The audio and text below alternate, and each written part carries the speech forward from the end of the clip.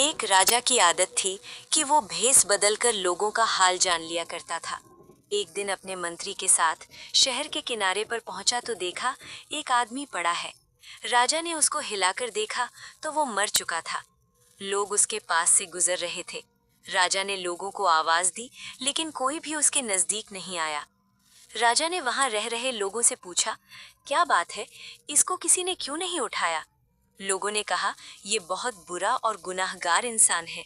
राजा ने कहा, क्या ये इंसान नहीं है?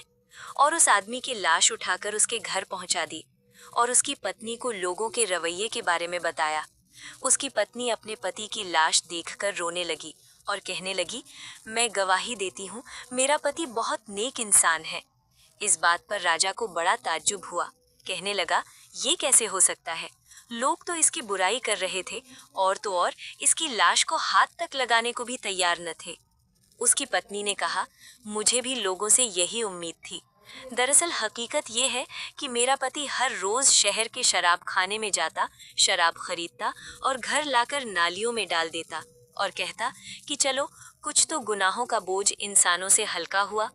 और रात में इसी तरह एक बुरी औरत यानी वेश्या के पास जाता और उसको एक रात की पूरी कीमत देता और कहता कि अपना दरवाजा बंद कर ले, कोई तेरे पास ना आए। घर आकर कहता, खुदा का शुक्र है, आज उस औरत और नौजवानों के गुनाहों का मैंने कुछ बोझ हल्का कर दिया। लोग उसको उन जगहों पर जाता देखते थे।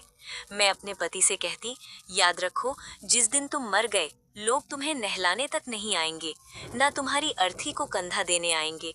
वो हंसते और मुझसे कहते कि घबराओ नहीं, तुम देखोगी कि मेरी अर्थी वक्त का राजा और नेक लोग उठाएंगे।